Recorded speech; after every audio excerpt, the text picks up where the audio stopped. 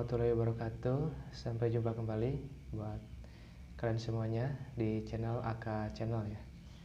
Oke, pada kesempatan kali ini saya mau bercerita lagi tentang seputar kisah keajaiban sholawat.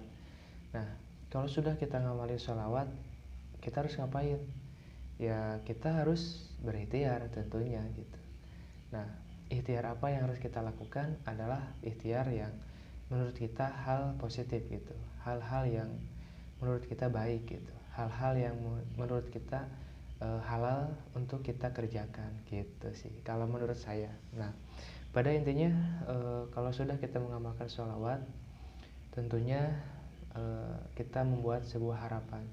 Harapan apa yang harus kita kerjakan adalah harapan yang akan mendatangkan sebuah rezeki gitu. Nah, karena rezeki itu Allah menurunkan kepada kehidupan kita itu tidak semata-mata menurunkan sebuah rezeki, tapi kita juga harus berusaha dan berikhtiar gitu. Itu intinya sih, apa yang kita bisa, apa yang kita mampu gitu. Nah, kenapa kita harus menanamkan sebuah harapan?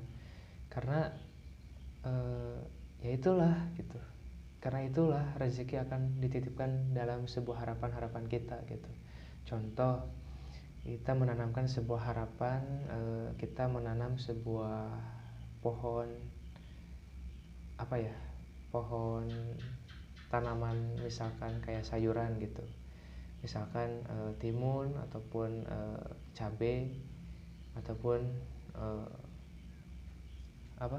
bawang merah ataupun apalah gitu ya, berbentuk tanaman ataupun tumbuhan. Nah, kita menanam. Setelah kita menanam sebuah tumbuhan itu, kita akan punya harapan. Harapannya apa? Harapan kita akan mendapatkan sebuah hasil, entah itu bagus ataupun buruknya, kita akan punya harapan. Harapan mudah-mudahan apa yang kita tanam pada hari ini ataupun pada saat ini akan mendatangkan sebuah keberkahan ataupun sebuah manfaat buat diri kita ataupun orang-orang di sekitar kita gitu. Nah, itulah salah satu menanamkan sebuah harapan. Nah, selain itu kita juga membuat harapan-harapan yang baik ataupun kita membantu orang lain. Nah, dalam kesusahan orang lain kita bantu, maka di situ akan ada sebuah harapan, yaitu orang itu akan ngerasa, oh kita udah baik, pasti orang itu akan berbuat baik juga kepada kita gitu. Nah, harapan ketika kita punya ide ataupun masukan kepada orang-orang yang sedang kebingungan, sedang kesulitan, kita bantu, maka kita punya harapan bahwa setelah orang itu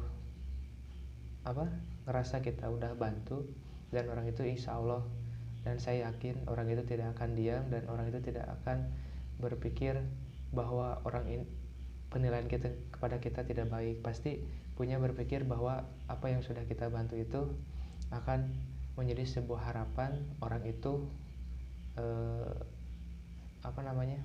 berbuat baik juga kepada kita gitu. Karena kehidupan kita itu kita juga masih butuh orang lain gitu. Jadi pada intinya kalau kita sudah membantu orang lain dengan senang hati, membantu kesusahannya, membantu kesulitannya, maka kita pun akan dibantu oleh orang tersebut gitu, ataupun dari hal-hal yang lainnya gitu yang akan datang pada kehidupan kita. Nah, harapan ketika kita punya sebuah usaha ataupun usaha sampingan ataupun usaha ternak ataupun apapun itu, ya kita lakukan apa yang kita bisa gitu. Kalau pada saat ini kita punya harapan cuman bisa membantu orang lain, ya kita lakukan gitu. Kalau saat ini kita cuma punya harapan